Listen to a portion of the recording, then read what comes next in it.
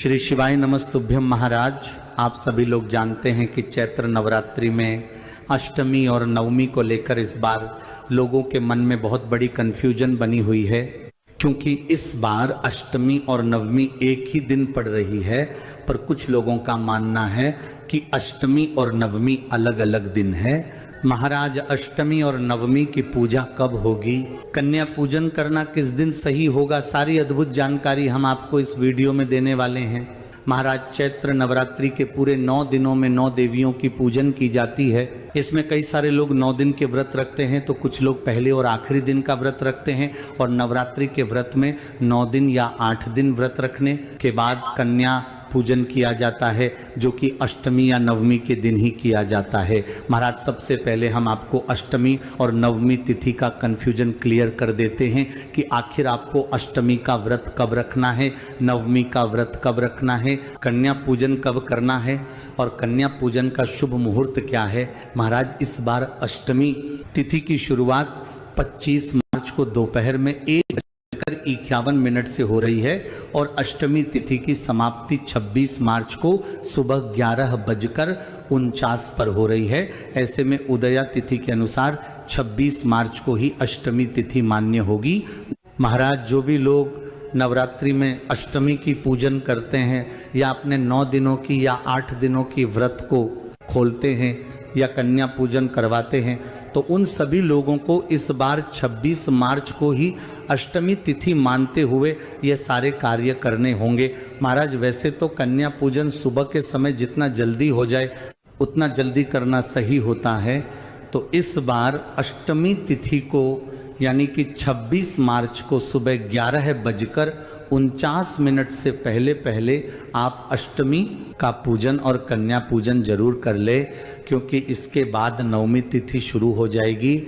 महाराज, अब हम जानते हैं कि नवमी तिथि कब से शुरू होगी और कब समाप्त होगी और इसकी आपको पूजन कब करना है। महाराज, नवमी तिथि की शुरुआत 26 मार्च को सुबह 11:50 से हो जाएगी और नवमी तिथि की समाप्ति अगले दिन 27 मार्च को सुबह 10:08 पर हो जाएगी। महाराज, ऐसे में उदया तिथि के अनुसार तो नवमी तिथि 27 मार्च को ही मान्य होगी, पर 27 मार्च को सुबह 10:08 तक ही नवमी तिथि रहेगी। इसके बाद दशमी तिथि शुरू हो जाएगी।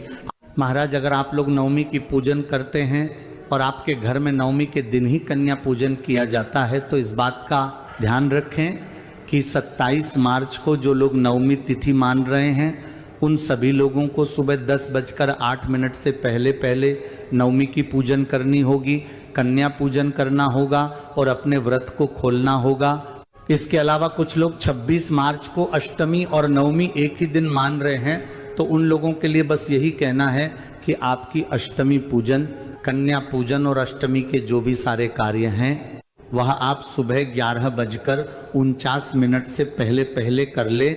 और जिन लोगों के घर में नवमी की पूजन और कन्या पूजन होती है वह लोग 26 मार्च को सुबह 11:49 के बाद ही अपनी नवमी तिथि की पूजन वगैरह कर लें। महाराज, 27 मार्च को नवमी मानने वाले सुबह 10:08 से पहले अपनी नवमी की पूजन वगैरह कर ले। और जो लोग इस दिन कन्या पूजन करने वाले हैं वो भी सुबह के समय जल्दी ही कन्या पूजन पूरा कर ले और अपने व्रत को खोल ले, क्योंकि इसके बाद दशमी तिथि शुरू हो जाएगी। महाराज, अब हम आशा करेंगे कि आपको इस चैत्र नवरात्रि में अष्टमी और नवमी को लेकर जो भी कंफ्यूजन हो रहा था उसका आपको सही जवाब मिल गया होगा। पर अभी भी अगर आपके मन में कोई प्रश्न है तो वह आप उसे कमेंट करके पूछ सकते हैं। आप ये वीडियो कहाँ से देख रहे हैं कमेंट में जरूर बताएं। श्री शिवाय नमस्तुभ्यम महाराज।